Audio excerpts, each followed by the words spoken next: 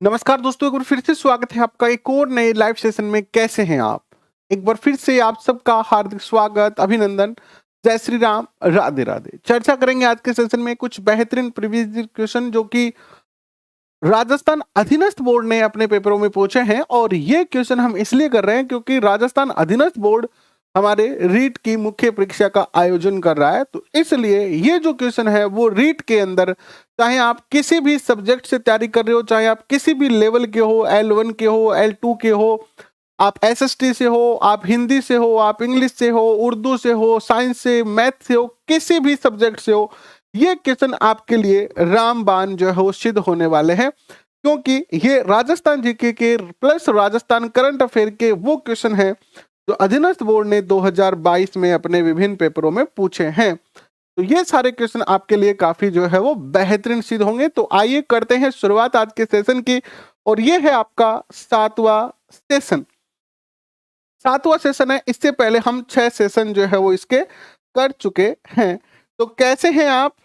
अ, खुशी जी, जया सैनी जी, प्रियंका, नितेश, लड्डू, नीरू स्वागत आपका, जितेंद्र स्वागत आपका, ममता, कुलदीप बिश्नोई, संगीता राव, राजेश कुमार, घनश्याम एंड पुष्प सैनी जी। और आपकी जो SST वाली डिटेल क्लास है, रिविजन क्लास वाली, वो आज रात नहीं हो पाएगी। कल दोपहर 12:30 बजे अपन डिस्कस करेंगे उसके बारे में। और जो 12:30 बजे आपकी मनोविज्ञान की क्लास होती थी MCQ की, वो हम 9 बजे करने का प्रयत्न करेंगे। तो आइए करते हैं शुरुआत आज के सेशन की। और ये 7 नंबर सेशन है। अगर आपने इससे पहले के सेशन नहीं देखे तो वो भी जरूर देखिएगा और क्वेश्चनों को लिखने का या ज्यादा से ज्यादा इनको आप नोट करें। ये जो आज डिस्कस कर रहे हैं हम पेपर, ये है आपकी वरिष्ठ कंप्यूटर अनुदेशक सीधी भर्ती 2022, जिसका पेपर हुआ था 19 जून 2022 को। और इस पेपर में जो राजस्थान जीके के क्वेश्चन आए हैं हिस्ट्री, ज्योग्राफी, आर्ट, कल्चर से, उन क्वेश्चनों को आज हम जो है वो यहाँ पर डिस्कस कर रहे हैं। और एक आज दोपहर में एक सेशन किया था जिसमें हमने ये कहा था कि जितनी भी हमारी बहनें हैं जो रीट का फॉर्म भर रही है, उनको अपने पिता का नाम से जो आपका जाति प्रमाण पत्र है वो चाहिए। तो कुछ बच्चों का कॉल भी आया, कुछ लड़कियों ने कहा कि सर हमारा राशन कार्ड से नाम काट दिया गया है हमारे पिता के यहाँ, तो क्या हमें जाति प्रमाण पत्र बनाने में कोई दिक्कत होगी? तो बिल्कुल कोई दिक्कत नहीं होगी। आपका नाम चाहे आपके राशन कार्ड से कट गया हो आपके पिता के, लेकिन कोई दिक्कत नहीं आएगी। आप जाके ई मित्र पर जो है अपने पिता के नाम से जाति प्रमाण पत्र और मूल निवास का आवेदन कर सकते हैं, कोई दिक्कत नहीं है। और 19 जनवरी तक का आपके समय है। 19 जनवरी से पहले पहले आप अपना जाति प्रमाण पत्र, अगर मूल निवास है तो दोबारा नहीं बनाना है, अगर आप OBC से हैं तो आपको जाति प्रमाण पत्र बना लेना है। तो चलिए करते हैं शुरुआत। पहला क्वेश्चन आपकी स्क्रीन पर आता है, यह है कि 1923 में अजमेर से प्रकाशित राजस्थान सेवा संघ के समाचार पत्र का जो नाम था वो क्या था? यानी राजस्थान सेवा संघ कौन सा समाचार पत्र जो है अजमेर से 1923 में इसने जो है वो प्रकाशित किया था? बताइए। ये रहा आज का पहला क्वेश्चन आपके सामने। और कल आपके लिए पूरा जो अपना इतिहास है राजस्थान का, कंप्लीट राजस्थान के राजवंश के 2 ही वीडियो बनाए हैं हमने, जिसमें एक वीडियो 10 घंटे का और एक वीडियो 10 घंटे का, यानी 2 दिन में आपका कंप्लीट राजवंश जो टॉपिक है राजस्थान का राजवंश, डिटेल में फिर से रिवीजन करवा दिया जाएगा कल। ये क्लास आपकी कल सुबह शुरू होगी और पूरे दिन जो है वो चलने वाली है। जैसे आज आपने राजस्थान सामान्य जीके का रिवीजन किया है उसी प्रकार, ठीक है। तो यहां देखिए आपका जो यंग राजस्थान समाचार पत्र है, यंग राजस्थान समाचार पत्र, ये 1929 में जो है वो प्रकाशित किया गया था। और इसको प्रकाशित किया था किसने? राम नारायण चौधरी और शोभालाल ने। किसने? राम नारायण चौधरी और इनके सहयोगी थे शोभाराम, ठीक है। दूसरा आता है त्याग भूमि समाचार पत्र। तो त्याग भूमि जो समाचार पत्र है विद्वान साथियों, ये निकाला था हरिभाऊ उपाध्याय ने। किसने निकाला था? हरिभाऊ उपाध्याय। और इनका एक अन्य समाचार पत्र भी था त्याग पत्र के अलावा, वो क्या था बताओ? सरस्वती पत्रिका। क्या नाम था उसका? सरस्वती पत्रिका। सरस्वती पत्रिका ये भी इन्हीं का समाचार पत्र था। नव ज्योति समाचार पत्र, और एक आता है तरुण राजस्थान। तो तरुण राजस्थान जो समाचार पत्र है, इसको राजस्थान सेवा संघ ने जो है वो शुरू किया। लेकिन इसका जो पुराना, पहले जब इसकी शुरुआत की गई थी तो 1922 में की गई थी, और 1922 में जो इसका नाम था वो था नवीन राजस्थान। क्या नाम था इसका? नवीन राजस्थान नाम से इसको जो है वो शुरू किया। लेकिन 1923 में इसका नाम बदलकर क्या कर दिया गया? तरुण राजस्थान जो है वो तरुण राजस्थान कर दिया गया। तो ये क्वेश्चन पूछा जाएगा आपसे कि नवीन राजस्थान और तरुण राजस्थान तो दोनों एक ही समाचार पत्र है, ठीक है। नेक्स्ट क्वेश्चन आपके स्क्रीन पर आता है, यहां पर यह है कि गलत युग्म को पहचानेंगे आप। रानी जी की बावड़ी बूंदी, हर्षनाथ की बावड़ी सीकर, चांद बावड़ी दौसा और मंदाकिनी बावड़ी अजमेर। बताएं क्या उत्तर सही होगा? एक बार सारे बच्चे इस सेशन को शेयर कर दीजिए प्लीज। एक बार सारे बच्चे शेयर कर दे अपने दोस्तों के साथ, ताकि आपके अन्य साथियों के साथ भी ये सेशन जो है वो आप ज्वाइन कर सकें। बताइए क्या उत्तर होगा? अनिल राठौड़ कैसे हैं आप? पिंकी जाट कैसे हैं? शंकर लाल जी आपका भी बहुत बहुत स्वागत। बताइए उत्तर क्या होगा इस क्वेश्चन का? उत्तर देते समय एक बात याद रखें कि उत्तर आप इस तरीके से दे, जैसे प्रश्न 2 का उत्तर दे रहे हैं तो 2 में क्या होगा, ए होगा कि बी होगा, इस प्रकार से उत्तर दे, ताकि बाद में आप अपना आंकलन कर सके कि आपके कितने क्वेश्चन सही हुए हैं। तो बताइए क्या होगा उत्तर? देखिए यहां अगर बात करते हैं तो आप सब जानते हैं चांद बावड़ी जो है, चांद बावड़ी का निर्माण 1699 में जो है वो नाथावंती ने करवाया था। नाथावंती कौन है? रानी नाथावंती जो है वो राजा अनुरुद्ध की पत्नी है।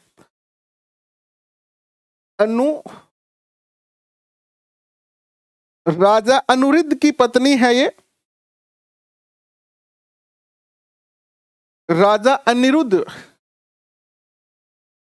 अनिरुद्ध की सबसे छोटी पत्नी, सबसे छोटी रानी है नाथावती, जिसने जो है वो रानी जी की बावड़ी का निर्माण बूंदी में कराया। ये बात तो सत्य है।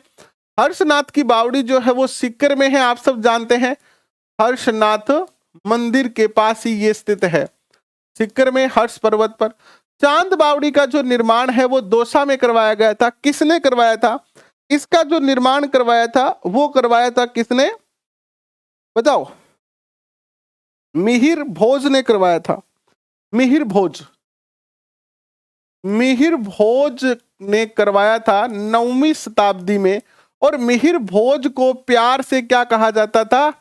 चांद कहा जाता था। इनकी जो गर्लफ्रेंड थी वो इनको चांद कहते थे कि मिहिर भोज जी आप तो मेरे चांद है। और मिहिर भोज कहता था अरे बावड़ी मैं तेरो चांद दूर, तू मेरी चांदनी है, चांद चांदनी। और इसीलिए इन्होंने अपनी जो बावड़ी बनाई उसका नाम क्या रखा? चांद बावड़ी रखा।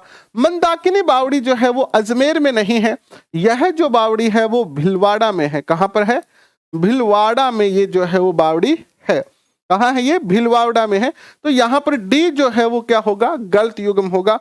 नेक्स्ट क्वेश्चन देखिए, पी सत्यनारायण राव समिति के संदर्भ में निम्न में से कौन सा कथन सत्य नहीं है?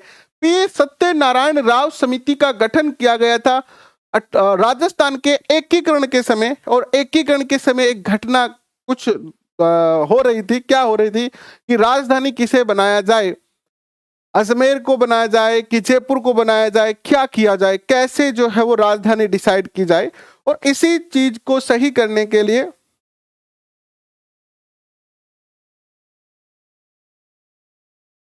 तो पी सत्यनारायण राव समिति ने कहा कि जयपुर को क्या बनाना चाहिए? राजधानी बनाना चाहिए, ये बात सत्य है। इस समिति ने लोक सेवा आयोग का मुख्यालय अजमेर बनाया, ये भी बात सत्य है। हाई कोर्ट इसने जो है वो जोधपुर में बनाने का कहा, यह बात भी सत्य है। लेकिन यह बात यहां पर गलत है कि इसने कृषि विभाग जो है वो उदयपुर में कहा, नहीं कहा इसने कुछ ऐसा। तो D is the right answer. Next question आपके स्क्रीन पर कि निम्नलिखित चौहान शासकों का कालानुक्रमानुसार व्यवस्थित कीजिए और नीचे दिए गए कूट को आप सही उत्तर का चयन कीजिए। जल्दी से बताएं क्या उत्तर होगा। कमलेश जी कैसे हैं आप, बहुत बहुत स्वागत आपका।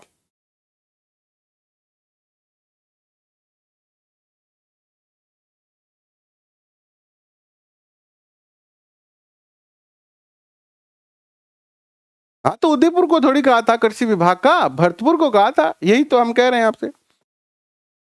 बताएं, कालानुक्रमिक व्यवस्थित करना है आपको। आप सब जानते हैं पृथ्वीराज तृतीय का जो शासन काल रहा है उनको तो आप अच्छी तरह से जानते ही हैं। अब देखिए यहां पर अगर बात करें पृथ्वीराज अथा पृथ्वीराज या जिसे राय पिथौरा भी कहा जाता था, इनका शासनकाल था 1643 से 1654 तक। 1643 से लेकर और 1654 तक था।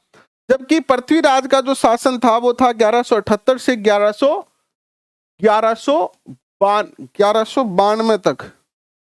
1192 तक। विग्रह राज जो है इनका जो शासन काल था विद्वान साथियों वो 1150 से 1164 तक था। और सोमेश्वर जो है इनका जो शासन काल रहा वो रहा 1226 से लेकर 1254 तक।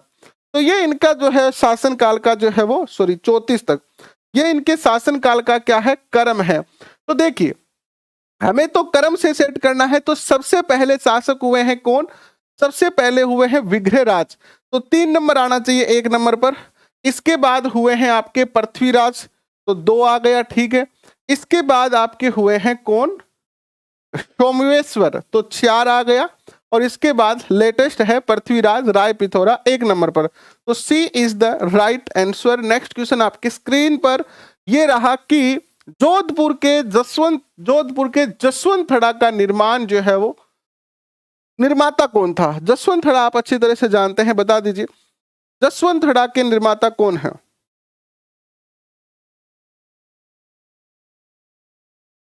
एक बार शेयर कर दीजिए भैया। देखो ये जो सारे सेशन है ना क्वेश्चन वाले, इनमें बहुत ज्यादा समय लगता है एक सेशन को तैयार करने के लिए, बहुत ज्यादा टाइपिंग, और क्योंकि सब नए पेपर हैं, 2022 के पेपर हैं, तो इनको ढूंढ ढूंढ के टाइप करना, फिर इनके इफेक्ट भी निकालना। तो एक बार सारे बच्चे मिलकर शेयर कर दीजिए। आप सब जानते हैं जसवंतथड़ा महाराजा सरदार सिंह ने जो है वो अपने पिता जसवंत सिंह की याद में बनाया था। नेक्स्ट क्वेश्चन आपके स्क्रीन पर, आसिर खां, रुकनुद्दीन, चंदूलाल ये चित्रकला की किस शैली से संबंध रखते हैं, किस शैली से ये संबंध रखते हैं, बताइए। नाम से तो वैसे पता चल गया होगा कि ये जो चित्रकार हैं वो किस शैली से संबंध रखते हैं, वैसे आपको पता चल गया होगा। बता दीजिए क्या होगा उत्तर।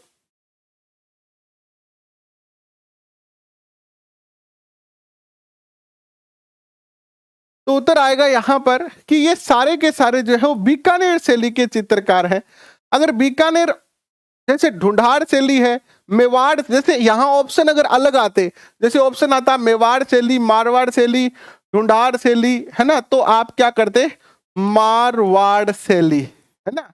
मारवाड़ स्कूल के ये जो है वो क्या थे, मारवाड़ स्कूल में बीकानेर शैली आती है, उसके ये चित्रकार थे। और इन चित्रकारों ने क्या किया, अपने चित्र के नीचे अपना नाम लिखना शुरू किया, ऐसे अपने साइन करने शुरू किए चित्र के नीचे। जैसे मान लो पेंटर है कौन, चंदूलाल, तो नीचे लिख देते थे चंदूलाल, ये इनके साइन होते थे। तो कौन सी वो चित्रकला है जिसमें चित्रकार चित्र के नीचे अपने हस्ताक्षर क्या करता था, तो ये बीकानेर शैली ही है। नेक्स्ट क्वेश्चन आपके स्क्रीन पर आता है, यह है कि निम्नलिखित में से कौन सा एक नृत्य सहरिया जनजाति द्वारा नहीं किया जाता है। नृत्य आप सबको पसंद है, शादियों की सीजन थी, अभी अभी बंद हुई है क्योंकि अब क्या लाग रहा है, मड़ लाग रहा है।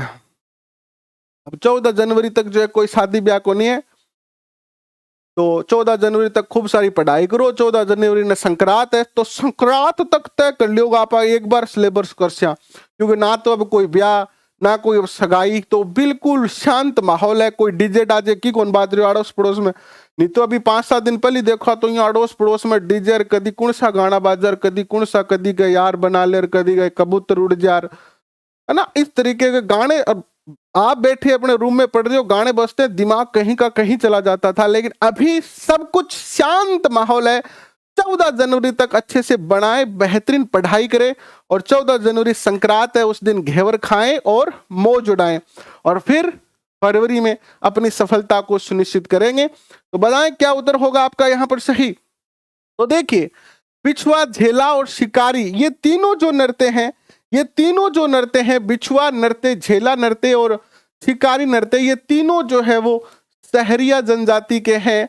लेकिन द्विचक्री जो नृत्य है, द्विचक्री जो नृत्य है, ये भील जाति का है, भील जनजाति का नृत्य है, और इसमें भील स्त्री और पुरुष दोनों साथ में नृत्य करते हैं। 2 चक्कर बनाते हैं इस तरीके से, पहला चक्कर और दूसरा चक्कर। देखो, पुरानी आपने फिल्म देखी है, राजा हिंदुस्तानी रे फिल्म देखी तो थे, वह फिल्म में क्या देखा होगा कि हीरो हीरोइन कभी एकला कौन रहता, जब भी रोमांटिक सीन आता ऐसे गाने वाला, तो हीरो हीरोइन कभी भी अकेले नृत्य नहीं करते थे। हीरो के पीछे 20 एक आदमी नाचता, और हीरोइन के पीछे भी 20 एक लड़कियां नाचती। देखिए ना आपने पुरानी फिल्म राजा हिंदुस्तानी, इस टाइप की लगभग 1990s की जो फिल्म है वो। तो इसी तरीके से इसमें 2 चक्कर बनाए जाते हैं, एक चक्कर होता है स्त्री यानी महिलाओं का, और दूसरा चक्कर होता है पुरुष का, और फिर ये मिलकर जो है वो क्या करते हैं, नृत्य करते हैं। लेकिन एक और प्यारा क्वेश्चन यहां बनता है कि द्विचक्री नृत्य तो भीलों का है, लेकिन एक चक्री नृत्य और होता है आपका। ये जो चक्री नृत्य है ये कौन करता है, तो चक्री नृत्य जो है वो कंजर जाति की महिलाएं करती है। कंजर जाति की जो महिलाएं हैं वो चक्री नृत्य करती है, वो केवल एक घूम घूम कर चक्री बनाती है। नेक्स्ट क्वेश्चन देखिए आपके स्क्रीन पर क्या आएगा। बिल्कुल एसएसटी की रिवीजन क्लास अब रोजाना, अभी कल के लिए, आज हालांकि मैंने 10 बजे शेड्यूल की थी, लेकिन थोड़ा सा 10 बजे वाली क्लास आज नहीं हो पाएगी, लेकिन कल से जो है वो 12:30 बजे से 1:30 तक, यानी 12:30 बजे से 1:30 बजे तक एसएसटी की रिवीजन क्लास चलाएंगे। अगर 12:30 बजे नहीं हो पाई तो फिर 3 बजे चलाएंगे। कल से 100% आपकी एसएसटी की रिवीजन क्लास शुरू कर देंगे। देखो, क्लास कराना एक अलग मैटर है, और मन से करवाना और ढंग से करवाना, ढंग से करवाने के लिए थोड़ा समय लगता है, और थोड़ा सा जो है वो 2-3 दिन, 1-2 दिन की दिक्कत है। हालांकि कल सब कुछ अगर सेट हो गया टाइम, तो मैं कल से 100% शुरू करने का प्रयत्न करूंगा एसएसटी की रिवीजन क्लास का, या फिर इस समय कर देंगे 8:30 से 9:30 बजे। एक टाइम थोड़ा सा सेट करना है और उसमें थोड़ा सा समय लग रहा है, लेकिन 1-2 दिन की समस्या है। फिर मैं लगभग 4 क्लासें आपकी डेली करने का प्रयत्न करूंगा। नेक्स्ट क्वेश्चन, तो यहां पर जो उत्तर होगा वो क्या होगा आपका, डी उत्तर होगा। ठीक है, नेक्स्ट क्वेश्चन देखिएगा। बुलाक, बुलाक आभूषण स्त्रियों के शरीर के किस भाग में धारण किया जाता है। नया क्वेश्चन है, प्यारा क्वेश्चन है। बुलाक आभूषण,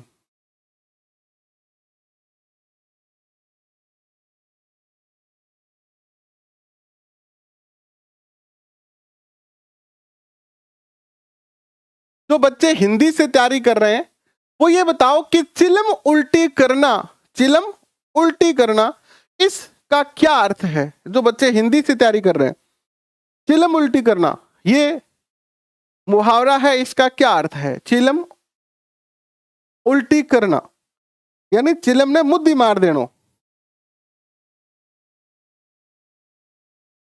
बताओ। यहां जो उत्तर होगा वो तो क्या होगा आपका, यहां तो उत्तर होगा नाक, बी।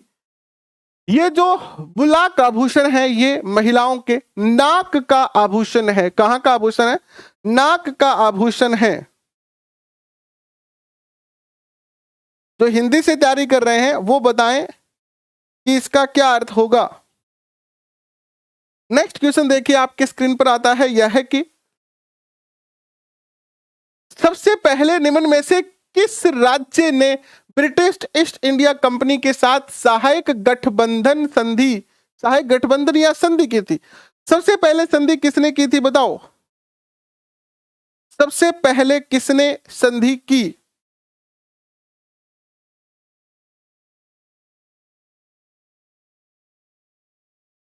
सबसे पहले किसने संधि की? किसने की सबसे पहले संधि? देखिए, सबसे पहले संधि की बात करते हैं तो कोटा ने जो संधि की थी वो की थी कब? कोटा ने की थी 26 दिसंबर 1817 को। 26 दिसंबर 1817। और यहां के जो शासक थे वो थे उम्मेद सिंह। के कौन थे? उम्मेद सिंह ने जो है कोटा के ने संधि की। इसके बाद करौली की बात करते हैं तो करौली ने की थी 9 नवंबर 1817 को। 9 नवंबर 1817 को। और करौली के जो शासक थे वो कौन थे? हरवक्ष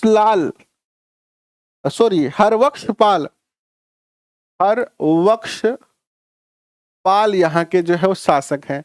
जोधपुर ने सहायक संधि जो की थी वो की थी कब? जोधपुर ने जो सहायक संधि की थी वो कब की थी? 6 जनवरी 1818 को।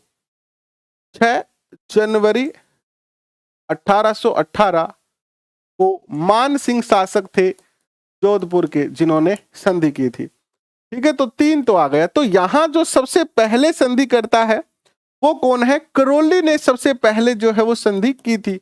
B is the right answer. वैसे देखा जाए तो सबसे पहले जो सहायक संधि की थी वो की थी 29 सितंबर 1803 को भरतपुर ने। ये तो ऑप्शन के अकॉर्डिंग हो गए। वैसे देखा जाए तो भरतपुर ने की थी कब?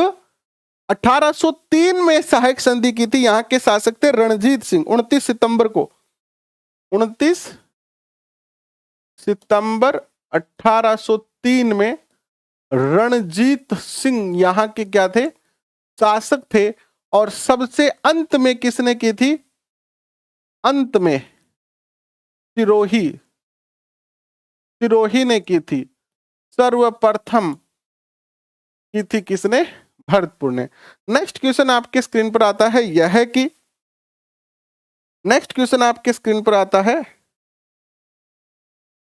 9 नंबर में क्या है?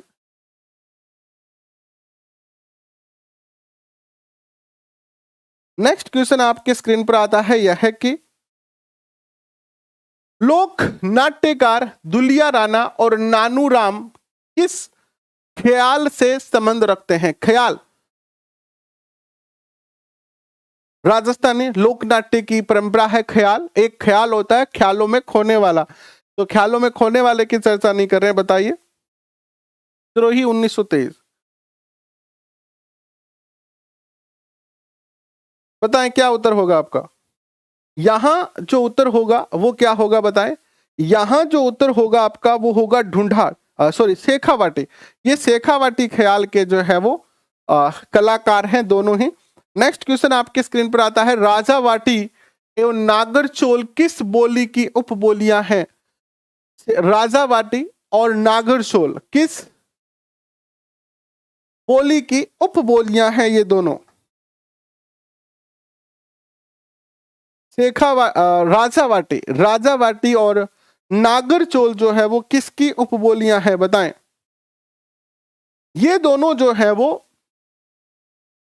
ढूंढाड़ी की उपबोलियां हैं। ढूंढाड़ी की जो शेखावाटी में बोली जाती है वो राजावाटी है और नागरचोल। नेक्स्ट क्वेश्चन देखिएगा, मोरचंग है एक सुशीर आभूषण, घन आभूषण, तत् आभूषण या अवर्णद आभूषण?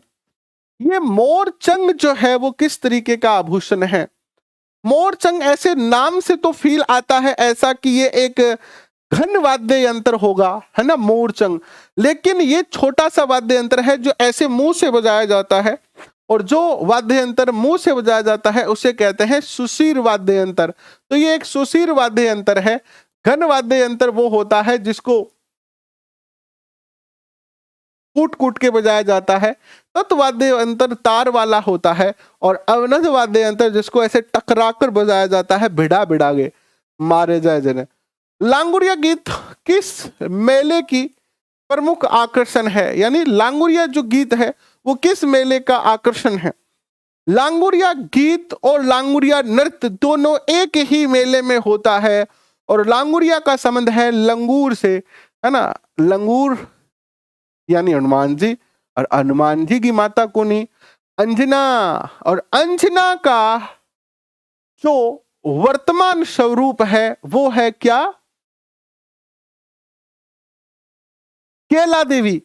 केला देवी ही अंजना माता का स्वरूप है। तो केला माता यानी अंजना देवी, और अंजना माता को खुश करने के लिए उसके पुत्र हनुमान जी के लिए लांगुरिया गीत और नृत्य किया जाता है केला देवी मेले में।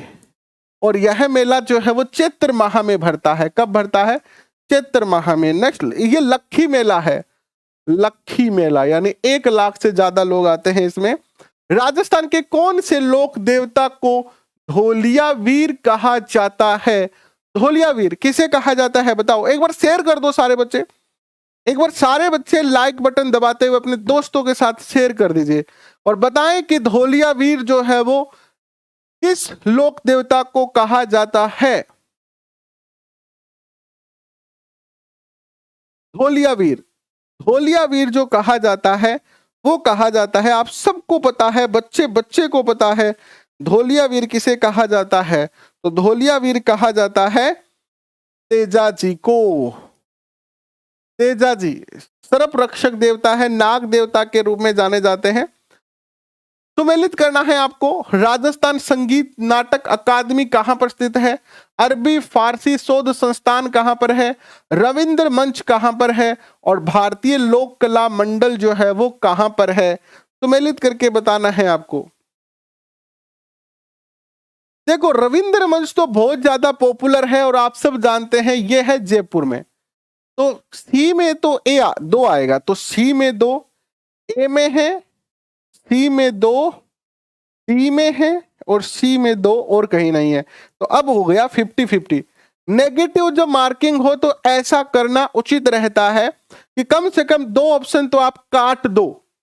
नेगेटिव मार्किंग में बहुत ज्यादा अच्छा रहता है कि 2 ऑप्शन कट गए। अब अपने को पता है कि बी और सी को तो भूल जाओ, अब हमें ए और डी पर फोकस करना है।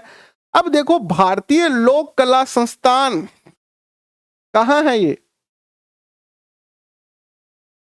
भारतीय लोक कला मंडल, सॉरी, भारतीय लोक कला मंडल जो है वो कहां है? उदयपुर में है। कहां है? उदयपुर में है। और आपका राजस्थान संगीत नाटक अकादमी जो है वो ये जोधपुर में है। और अरबी फारसी शोध संस्थान एकमात्र मुस्लिम रियासत टोंक में है। तो A is the right answer. Next question आपके स्क्रीन पर आता है, घटियाला अभिलेख कहां से मिला था? ये जोधपुर से। संबंधित निम्नलिखित कथनों पर में से असत्य कथन बताना है। इस घटियाला अभिलेख जो कि जोधपुर से मिला था, इसमें क्या कथन असत्य है? क्या कथन असत्य है इसमें बताओ?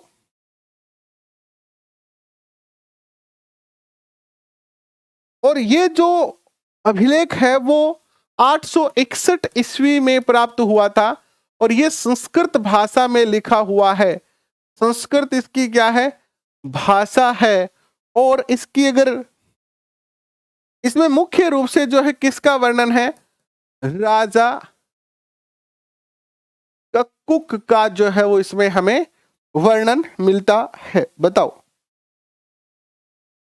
देखो, इसमें यह लिखा है कि अभिलेख में प्रतिहार शासक हरिश्चंद्र और उनके वंशजों का विवरण है। ये बात सत्य है। अभिलेख में मग जातीय ब्राह्मणों का भी उल्लेख मिलता है। अभिलेख में नागभट्ट प्रथम की राजधानी मंडोर से स्थानांतरित करने का विवरण नहीं मिलता है। यह अभिलेख 4 अभिलेखीय लेखों का एक समूह है। ये बात यहां पर सत्य है, तो ये सी हो गया। तो बताओ राजस्थान का सबसे प्राचीन ग्रंथ अभिलेख कौन सा है? राजस्थान का सबसे प्राचीन अभिलेख कौन सा है? राजस्थान का सबसे प्राचीन अभिलेख कौन सा है? कमेंट में बताओ। प्राचीन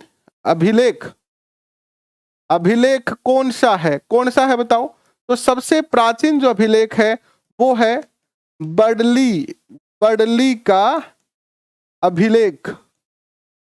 और ये कहां से प्राप्त हुआ है? बड़ली नामक स्थान चित्तौड़ से प्राप्त हुआ है। और वर्तमान में ये बड़ली अभिलेख कहाँ है? अजमेर संग्रहालय में है। कहाँ है ये? अजमेर संग्रहालय के अंदर जो है वो इसको रखा गया है। तो सबसे प्राचीन कौन सा है? बड़ली, अजमेर में रखा गया है। नेक्स्ट क्वेश्चन आपके स्क्रीन पर आता है, यहां पर उत्तर आपका हो गया क्या? सी। नेक्स्ट क्वेश्चन आता है, बूढ़ा पुष्कर, होकरा, जायल, पूरा स्थल किस काल से संबंधित है? मैंने आपको जब सिंधु राजस्थान के सभ्यताएं करवाई थी तब मैंने एक आपको सारणी भी दी थी जिसमें कौन सी लोहा कालीन है, कौन सी नवपाषाण कालीन है, कौन सी कांस्य कालीन है। ये सारी सभ्यताएं मैंने उसमें आपको लिख के बताई थी। तो अब आप बताइए कि बूढ़ा पुष्कर, होकरा और जायल, ये तीनों जो सभ्यता स्थल है ये किस काल से संबंध रखते हैं? बताएं। तीनों जो है वो किस काल से संबंध रखते हैं? तो इन तीनों का जो संबंध है वो किससे है? पूरा पाषाण काल से है, यानी पाषाण काल से पहले का। नेक्स्ट क्वेश्चन आपके स्क्रीन पर आता है, निम्नलिखित में से कौन सा संप्रदाय और प्रमुख पीठ असंगत है? अलखिया संप्रदाय बिलाडा जोधपुर, निरंजनी संप्रदाय गाढ़ागांव डिडवाना, लालदासी संप्रदाय धौलीदूब अलवर और गुद्दड़ संप्रदाय तातड़ा भीलवाड़ा। बताएं क्या उत्तर होगा? बताएं। देखो अलखिया संप्रदाय जो है इसकी स्थापना की थी किसने? इसके जो संस्थापक हैं वो कौन है? अलखिया संप्रदाय के लालगिरी महाराज। कौन है? लालगिरी जी। और ये कहां है? चूरू। और चूरू के अंदर एक स्थान है आपका जिसका नाम है खुशलिया गांव।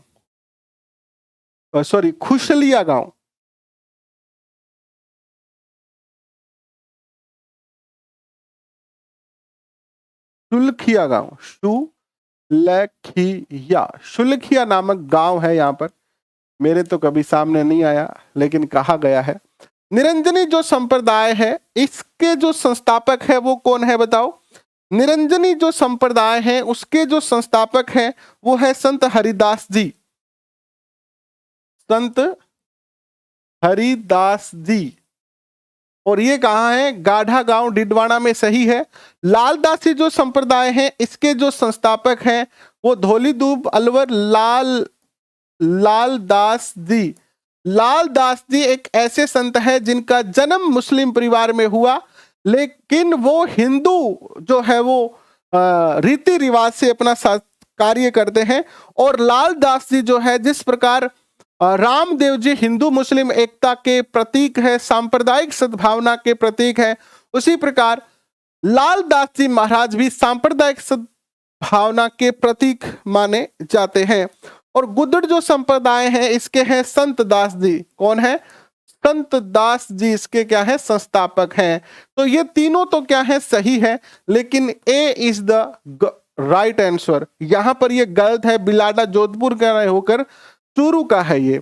नेक्स्ट क्वेश्चन आपके स्क्रीन पर आता है, तुजला भवानी का मंदिर स्थित है। तुजला भवानी मंदिर, तुजला भवानी का मंदिर जो है वो कहां पर स्थित है?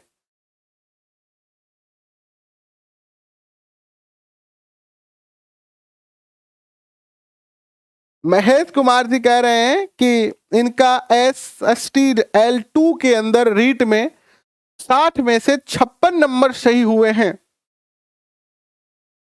बहुत अच्छे, 60 में से 56 क्वेश्चन सही हो गए, क्या बात है यार, बहुत दिनों के बाद बताया आपने महेश जी।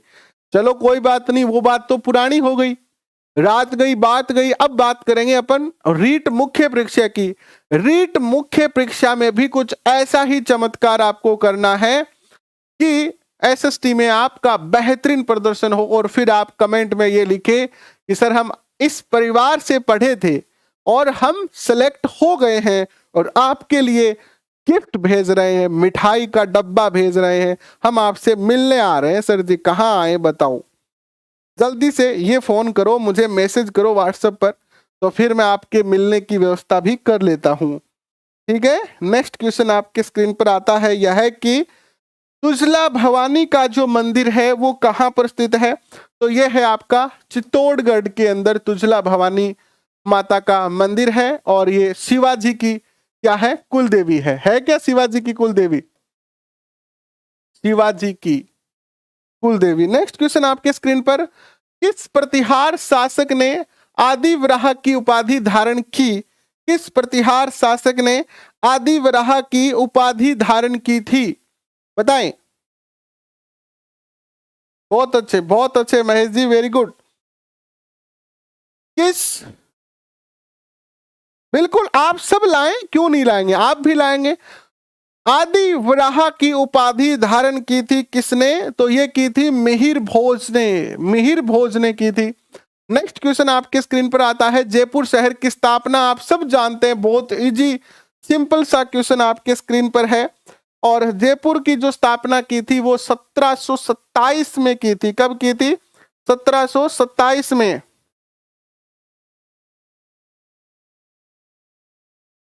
तो 1727 C is the right answer. Next question आपके स्क्रीन पर, अकबर द्वारा निम्नलिखित में से किस शासक को शमशाबाद और नूरपुर की जागीर एवं राय की उपाधि दी गई थी। देखो थोड़ा सा क्या है कि एक कल की और बात है, कल की और बात है, फिर मैं यहां पर भी क्वेश्चनों की संख्या बढ़ा दूंगा आपकी, और भी कुछ बेहतरीन सेशन हम आपके लिए लेके आ रहे हैं, कुछ और बेहतर करने का प्रयत्न कर रहे हैं, हमसे जितना हो सकता है हम आपके लिए करेंगे। तो एक बार सारे बच्चे अपने दोस्तों के साथ इस सेशन को शेयर जरूर कर दें, ताकि जो मेहनत है वो और ज्यादा बेहतरीन हो सके। जितनी ज्यादा कक्षा में बच्चे होंगे उतनी ही ज्यादा फिर क्या होती है कि जोश आता है कोई कार्य करने का, और उतना ही ज्यादा फिर उस काम को करने का आनंद भी आता है।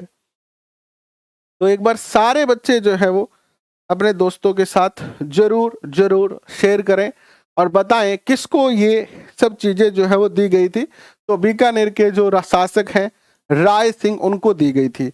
नेक्स्ट क्वेश्चन, बुद्धि विलास किसने लिखी, बुद्धि विलास जो है वो किसने लिखी है। कल थोड़ा सा टाइम मैनेजमेंट को और सही किया जाएगा और फिर आपके लिए टाइम निकाला जाएगा। ये जो सेशन है ना, ये पहले से तैयार नहीं है, अब टाइपिंग भी मैं ही करता हूं, फिर इन क्वेश्चनों का फैक्ट भी मुझे ही निकालने पड़ते हैं। तो इस चक्कर में क्या होता है, एक क्लास का डाटा तैयार होने में 2-3 घंटे लग जाते हैं, और इसीलिए सबसे बड़ी ज्यादा दिक्कत हो रही है।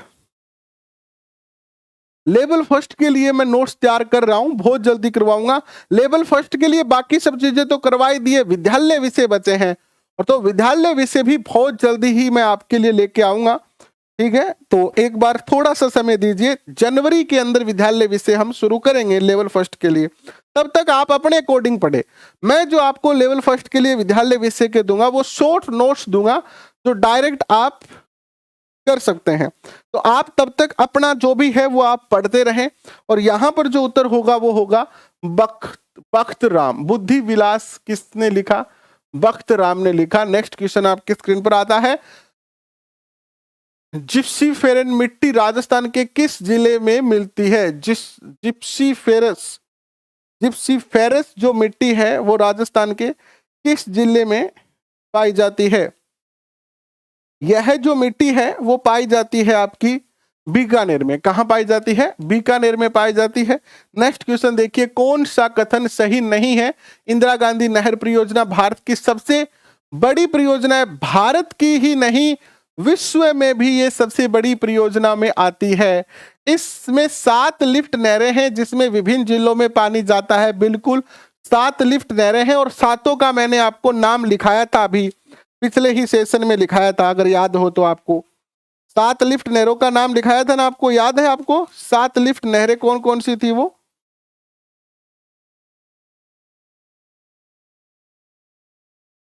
7 लिफ्ट नहरें। और इस नहर का जो पुराना नाम था वो क्या था बताओ? पुराना नाम था इसका राजस्थान नहर। क्या नाम था इसका? राजस्थान नहर इसका नाम था। 7 लिफ्ट नहरें कौन सी है देखो इसकी। 7 लिफ्ट नहरें ये रही। पहली है आपकी कुंभाराम, मैं शॉर्ट में लिख देता हूं कुंभाराम।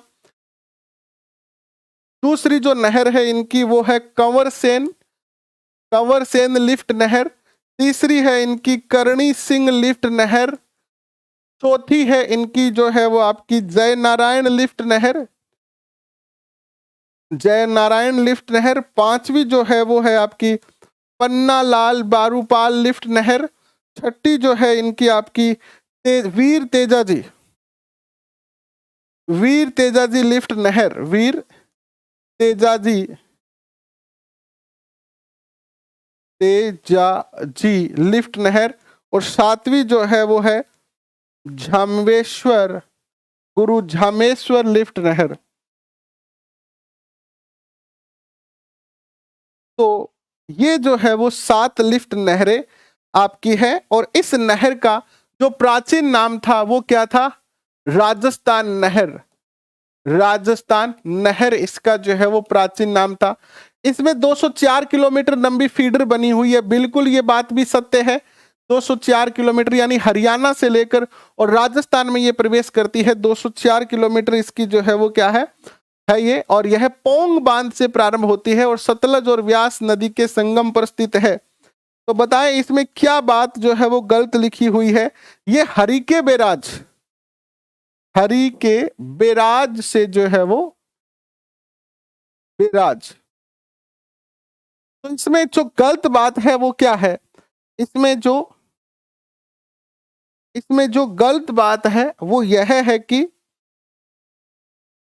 ये पोंग बांध से प्रारंभ होकर सतलज और व्यास नदी के संगम तक जाती है, डी। बाकी सब बातें इसमें सही है। नेक्स्ट क्वेश्चन देखिए आपकी स्क्रीन पर क्या आता है।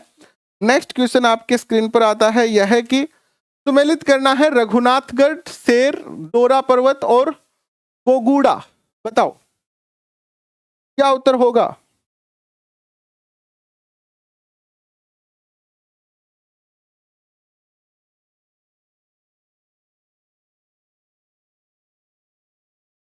छब्बीस में क्या होगा? देखो 26 के अंदर देखो, रघुनाथगढ़ तो आप अच्छी तरह से जानते हो कि इसकी जो ऊंचाई है वो 1055 मीटर है। रघुनाथगढ़ देखो, ए भी सही है और बी भी सही है, तो सी और डी तो कट गया, अपना ऑप्शन ही खत्म हो गए सी और डी का। तो दूसरी देखो शेर, शेर भी आप अच्छी तरह से याद रख सकते हो। शेर की जो ऊंचाई है वो है 1597 मीटर और ये भी सिरोही में है। इसके बाद देखो ये भी दोनों ऑप्शन सेम है, आगे और चलना पड़ेगा। टोरा पर्वत जो है इसकी लंबाई ऊंचाई है 840 और गोगुड़ा की है 869। ठीक है, तो आपका ए या फिर बी क्या होगा बताओ?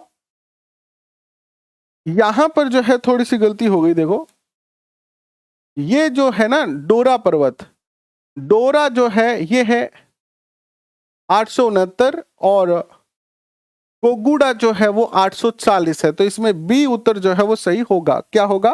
बी उत्तर जो है वो सही होगा, ए नहीं होगा इसमें, बी उत्तर जो है वो सही होगा, बी।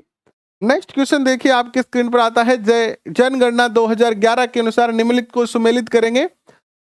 जिले और अनुपात दिया हुआ है, लिंगानुपात बताएं।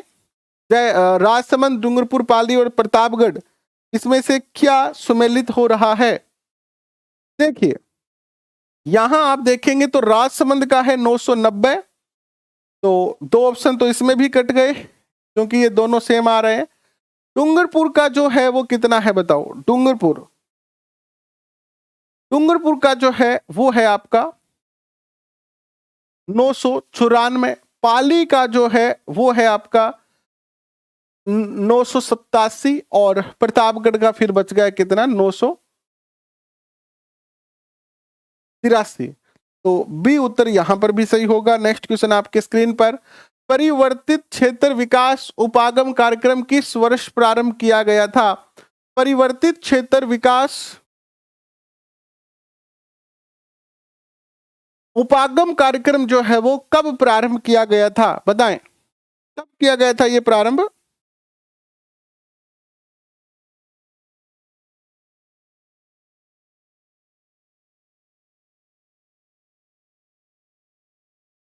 कब किया गया था प्रारंभ ये कार्यक्रम?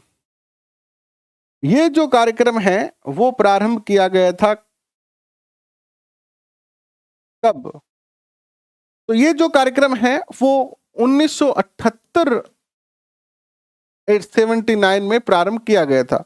नेक्स्ट क्वेश्चन आता है, निम्नलिखित को सुमेलित कीजिएगा। कोपेन का जलवायु वर्गीकरण और जिले। AW कहां पाया जाता है? कल ही पढ़ा था हमने, BSHW, BWSW और CWG। कोपेन का वर्गीकरण आपको पढ़ाया हुआ है, आप जाके प्लेलिस्ट में देख सकते हैं। कोपेन का कंप्लीट फॉन्डवेट का भी कंप्लीट करवाया हुआ है आपको, बहुत अच्छे तरीके से हमने प्रयत्न किया था करवाने का। तो एक बार जाके डिटेल क्लासेस जरूर देखें आप भूगोल की, आपको बहुत मजा आने वाला है। तो देखिएगा, AW के अंदर जो है आपका बांसवाड़ा आएगा, PSHW के अंदर आपका शिखर आएगा, और BWHW के अंदर आपका आएगा गंगानगर, और CWG के अंदर आएगा धौलपुर। तो A is the right answer. Next question आपके स्क्रीन पर आता है, कौन सा पशु शुभंकर और जिला सुमेलित नहीं है? आप देखो कि हमने लगभग 7 पेपर कर लिए, और ये एक क्वेश्चन जो है, एक इंदिरा गांधी नहर का क्वेश्चन, एक ये पशु के शुभंकर का क्वेश्चन, और ये जो कुछ क्वेश्चन है जो निश्चित तौर पर पूछे जा रहे हैं, और ये सारे पेपर 2022 के हैं, तो हमसे भी इस तरीके के क्वेश्चन पूछे जाने की पूरी संभावना है।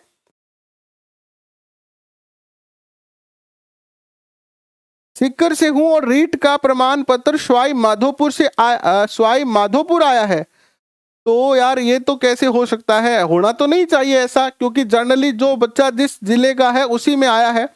आपने रीट का फॉर्म जो भरा था, तो आपने अपने सेंटर कहां भरे थे एग्जाम के? जैसे कई बच्चे जो होते हैं वो अपना एग्जाम सेंटर, जैसे मैं चूरू से हूं और मैंने अपने एग्जाम सेंटर भर दिए जयपुर या सवाई माधोपुर भर दिए, तो अगर आपने एग्जाम सेंटर दूर भरे हैं तो जनरली आपका प्रमाण पत्र भी वहीं जाएगा। तो एक बार आप देख लें, और फिर आपको लाना ही पड़ेगा, और कोई ऑप्शन है नहीं आपके पास, फिर आपको लाना ही पड़ेगा मेरे भाई, सिक्कर से है तो भी लाना पड़ेगा।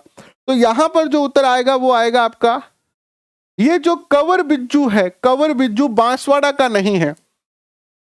कबर बिज्जू जो है वो कहां का है? तो कबर बिज्जू जो है वो किसका है? ये उदयपुर का है, उदयपुर का शुभंकर है। और लास्ट सेशन में मैंने आपको लगभग जिलों के शुभंकर जो है वो करवा दिए थे, तो आप उसको देख लेना। चित्तल हिरण जयपुर का है, काला तीतर झुंझुनू का है, एंड डेमोशिल क्रेन जोधपुर के हैं। नेक्स्ट क्वेश्चन देखिए, सुमेलित करना है आपको। पाइराइट खनिज, रॉक फॉस्फेट, गार्नेट तांबड़ा और एमराइड पन्ना कहां पर पाया जाता है, बताएं। तो देखिएगा, आप सबके सामने है सारे ऑप्शन। तो पाइराइट की बात करते हैं तो ये शलादीपुर सिक्कर में पाया जाता है, शलादीपुर सिक्कर में पाया जाता है। रॉक फॉस्फेट की बात करें तो ये बिरमानिया में पाया जाता है। और बात करते हैं अगर गार्नेट की, तो गार्नेट जो पाया जाता है वो काला गुमानी तांबड़ा, और पन्ना जो है वो राजमहल में पाया जाता है। तो आपका जो ऑप्शन सही होगा यहां पर वो क्या होगा?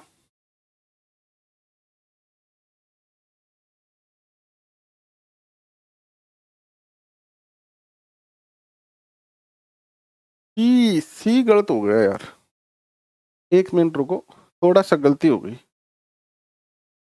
गार्नेट जो पाया जाता है वो राजमहल में, और ये जो पन्ना पाया जाता है ये काला गुमानी में पाया जाता है। तो आपका डी ऑप्शन जो है वो सही होगा। नेक्स्ट क्वेश्चन देखिएगा, ग्रीन एनर्जी कॉरिडोर राजस्थान के किन जिलों से गुजरेगा? ग्रीन एनर्जी कॉरिडोर ये राजस्थान के कौन से जिले से गुजरेगा? तो ये बीकानेर, जोधपुर, नागौर से गुजरने वाला है green energy corridor. Next question आपके स्क्रीन पर, निम्नलिखित में से कौन सा भू आकृति जिला सुमेलित नहीं है? गिरवा, उदयपुर, भाकर, डूंगरपुर, बांसवाड़ा, बाप, बोल्डर, जोधपुर और वृत्त सीमा भ्रंश, बूंदी, सवाई माधोपुर। बताएं क्या सही नहीं है यहां पर?